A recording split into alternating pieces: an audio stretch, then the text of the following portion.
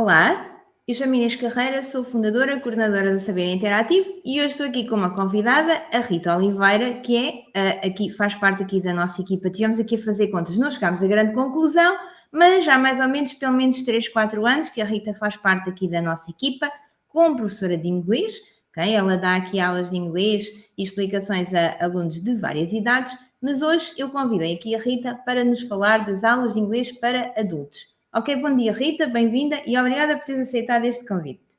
Olá, bom dia Inês, olá, bom dia a todos os que nos estão a ouvir. Sim, já trabalhamos há 3, 4 anos juntas a tentar melhorar e até começar do zero com algumas pessoas que não tiveram a oportunidade de aprender inglês até à data, sim. Exatamente. E hoje, então, eu convidei-te para termos aqui uma conversa para, enfim, elucidarmos, digamos aqui um pouco, as pessoas que querem aprender inglês, querem aqui iniciar um processo de aprendizagem de inglês, como é que funcionam então as nossas aulas e neste caso ainda mais concretamente as tuas aulas. Então, em primeiro lugar, ok, quando recebes um novo aluno, uma nova aluna, como é que recebes esse aluno, como é que inicias, como é que é esta primeira abordagem? Bem, nós estamos aqui para ajudar e para ir de encontro ao que cada um necessita. E o nível de inglês pode ser 0 ou pode ser já um nível bastante avançado. Às vezes as pessoas simplesmente esqueceram o que aprenderam porque tiveram contacto com o inglês há muitos anos, e depois a língua é como a matemática, se não se treina, é óbvio que se esquece. A minha primeira abordagem é sempre saber isso mesmo, qual é o contacto que a pessoa já teve com o inglês, se já estudou inglês. Depois, saber obviamente qual é o objetivo da pessoa.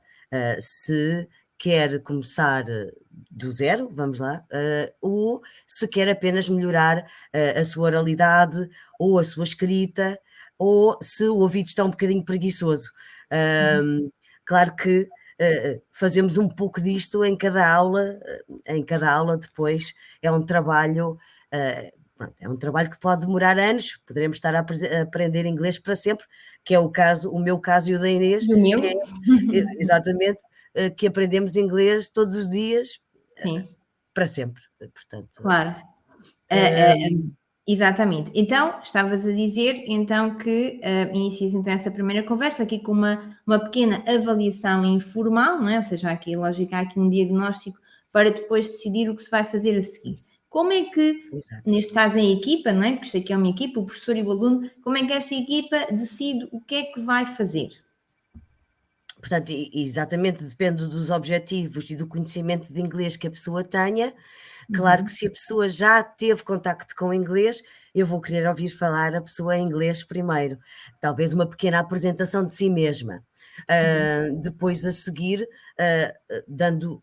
dá para ver alguns erros, logo aí dá para ver quais são algumas necessidades gramaticais, vá lá, que a pessoa tenha desde o início.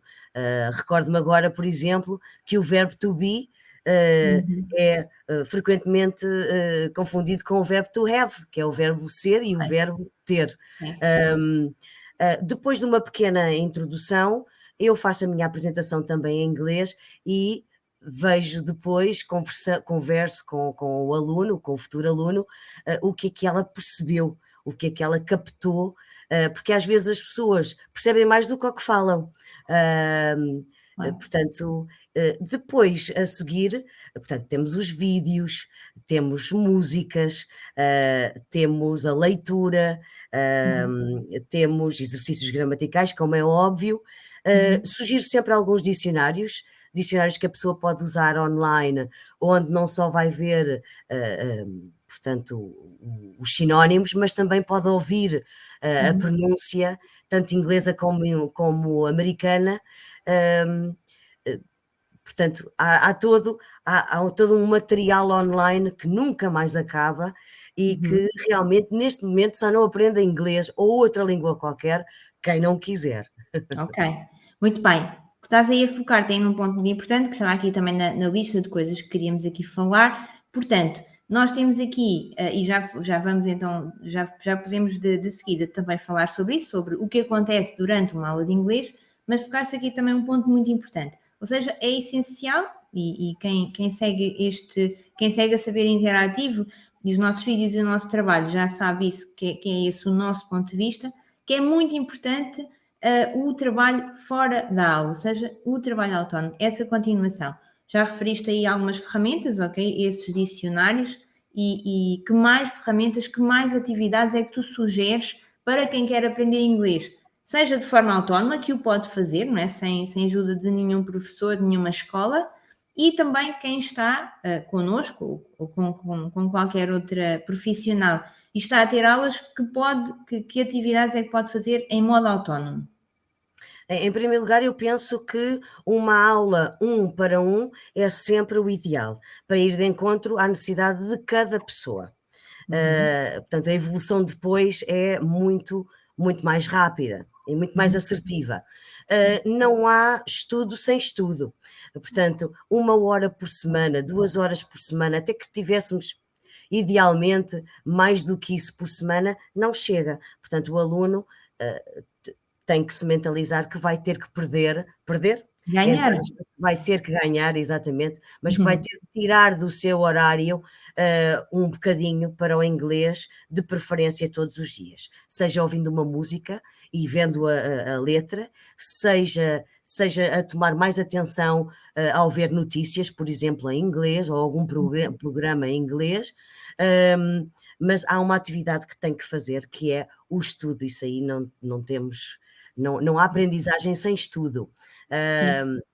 Portanto, depois temos todo um leque de exercícios e de livros e de atividades que a pessoa vai ter que fazendo para reforçar o que vai aprendendo na aula, para não esquecer, obviamente. Claro, sim, estou totalmente de acordo, ok? E quero ainda reforçar aquela parte que tu referiste e muito bem, a questão do ouvir com mais atenção, mas que também, ou seja, que também acaba por ser relevante o ouvir mesmo que seja sem atenção, ok? De alguma forma o nosso cérebro também vai aqui assimilando a pronúncia, algumas palavras, etc. Ou seja, pode haver aqui um momento de escuta mais atenta e outros momentos de escuta menos atenta. É tudo válido. Sem dúvida, aquilo que tu disseste é o mais importante, ter o máximo contacto possível. Uma questão, de facto falaste aqui em estudo, qual é que é a tua opinião? Ou seja, neste momento vivemos aqui numa era digital, muito de teclar, de touch, etc. Qual é que é a tua posição relativamente à escrita? Achas que ainda é relevante, que é importante para a aprendizagem do inglês? Completamente. Portanto, se estamos numa era comunicacional em que realmente o verbal é das coisas mais importantes, portanto, o speaking e o listening, o falar e o ouvir e entender, nós temos que continuar a escrever, obviamente. Seja um e-mail que se tenha que escrever, seja uma carta que se tenha que enviar, seja um currículo para procurar um novo trabalho, uma carta de apresentação que segue esse currículo. Hoje em dia assistimos portanto, a um mercado muito vasto de trabalho, em que nós podemos estar a trabalhar com o estrangeiro sem sair de casa. E a escrita realmente é muito importante. Não vamos querer dar erros quando estamos a escrever um e-mail à procura de um novo trabalho e de um novo desafio na nossa vida. Portanto, de facto, a escrita é um instrumento no qual temos que trabalhar. Às vezes, se calhar, é o mais trabalhoso, é mais trabalhoso a escrita do que propriamente, se calhar, melhorar o nosso ouvido e a nossa comunicação verbal. De facto, é tudo muito relevante, sem dúvida. E todas essas componentes são trabalhadas nas nossas aulas. E a escrita, ou seja, a escrita manual, ou seja, escrever com a nossa mão, é importante para aprender uma língua? Eu acho que sim. Eu acho que sim, porque nós hoje em dia com computadores, tudo pode ser acertado, os erros, acabamos por não ver os erros, acabamos por dar erros, se estivermos distraídos, e nada como um papel e uma caneta para rabiscar, riscar e escrever de novo.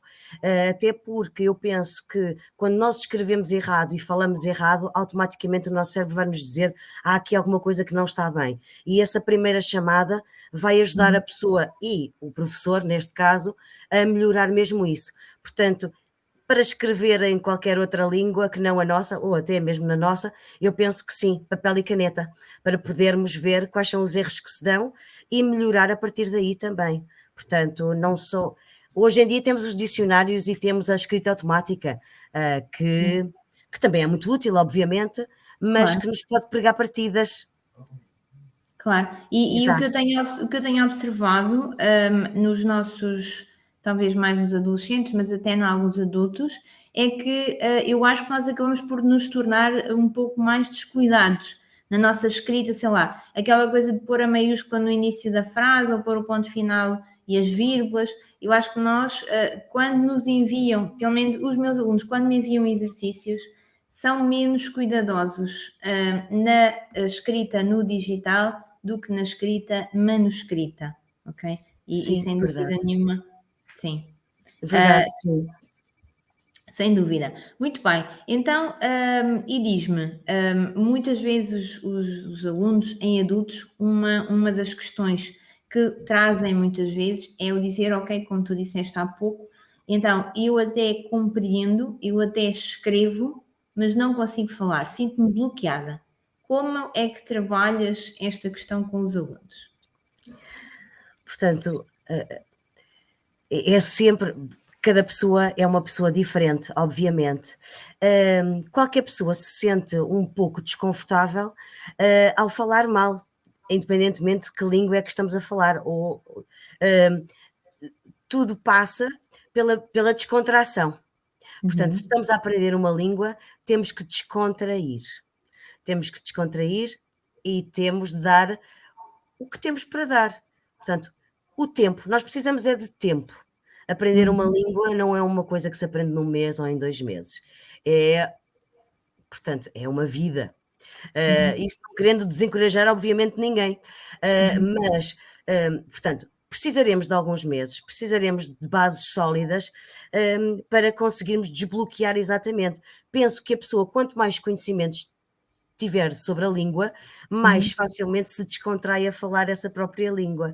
claro. Mas o que é preciso mesmo é uma pessoa deixar de ter vergonha, Uhum, porque ninguém nasce ensinado. Esta não é a claro. nossa língua, uma segunda língua não é a nossa língua, pode ser uma língua completamente diferente gramaticalmente, da nossa própria, e temos Uhum, devagar dar o temos que nos dar a oportunidade a nós sim, mesmos de aprender e de cometer erros. E só sem cometendo dúvida, erros, é que vamos evoluir. Portanto, sim. o meu conselho é: quer aprender inglês, descontraia. Não há idade para aprender inglês, precisa sim de ter algum tempo e de se dedicar. Portanto, eu penso que Uhum, é certo. é esta a mensagem, que quero deixar aqui. O inglês não é um bicho-papão. O chinês se calhar é, o mandarim. Sim, um pouco mais complexo, sim, um bocadinho é mais complexo. Sim, sem dúvida. Sim, sem dúvida. É, sim, é essa a mensagem, ou seja, primeiro para aprender é preciso errar, errar faz parte da aprendizagem, não é? E o foco tem que ser sempre a comunicação, ou seja, em Exato. fazermos entender e não comunicar sem erros, ok? Isso é algo, isso depois é um objetivo a médio prazo, a longo prazo, dependendo da fase em que nos encontramos, mas sim, claro que tem que haver erros para haver aprendizagem. Ok, falando então aqui em tempo, isto também é uma pergunta que fazem muitas vezes, quanto tempo é preciso para aprender inglês? Quanto tempo é preciso para falar inglês fluentemente? Pois, não há um tempo definido. Uhum, Quanto mais a pessoa trabalhar, quanto mais aulas a pessoa tiver, obviamente que isso vai melhorar e, apressar, vá lá, uhum, acelerar este processo. Eu penso que há pessoas que sabem mais do que o que pensam. E é completamente diferente trabalhar com uma pessoa que nunca teve contacto com o inglês e que agora decide, por qualquer razão, ou mesmo por curiosidade ou uhum, por satisfação pessoal, portanto, cada um vai demorar o seu próprio tempo. E claro, nós andamos aqui exatamente para andar e, e para ir de uhum, acordo com a necessidade do aluno sim, e as suas capacidades. Há pessoas que têm capacidades extraordinárias de aprendizagem, sim, mas eu penso que demora. demora. Obviamente, temos alunos que chegam a nós e dizem: eu estou um pouco esquecida, preciso de melhorar o meu discurso. E depois essas pessoas, por exemplo, serão um pouco mais simples, porque é uma questão de rever o que a pessoa pensa que esqueceu, mas não esqueceu.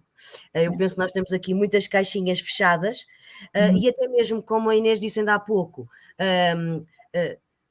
mesmo quando nós estamos a ouvir descontraídamente, pensando que não estamos a fixar as coisas, o inglês entra-nos pela nossa casa, entra-nos pelos nossos ouvidos, portanto é inevitável ignorar. E eu penso que as pessoas às vezes sabem mais do que julgam. Mas sim, o tempo de aprendizagem será de acordo com a vontade da pessoa, porque quem quer, consegue. A vontade da pessoa e o trabalho, o tempo que a pessoa vai dedicar à aprendizagem, obviamente. Claro, Mas sim, é possível pôr alguém a falar inglês e a perceber inglês em meses. Portanto, tudo depende do trabalho que é efetuado. Sem dúvida nenhuma, sem dúvida nenhuma. Ok. Rita, muito obrigada aqui por esta conversa, por este bocadinho, por estes esclarecimentos. Obrigada eu. Ok. Para agendarem uma sessão diagnóstica connosco, ok, comigo ou com a Rita, basta enviarem-nos uma mensagem, enviarem-nos um e-mail, agendamos a sessão diagnóstica, é gratuita e depois decidem então se querem iniciar aqui esta viagem connosco. Obrigada, Rita, mais uma vez. Só queria dizer uma coisinha: o burro velho não aprende línguas, é totalmente mentira. Sim. E estavam a falar de outra coisa qualquer que não era línguas e enganaram-se, certamente. Totalmente de acordo. Ok, Rita, muito obrigada e obrigada a todos que estiveram a ver. Ok? Estamos ao dispor. Até breve. Até breve.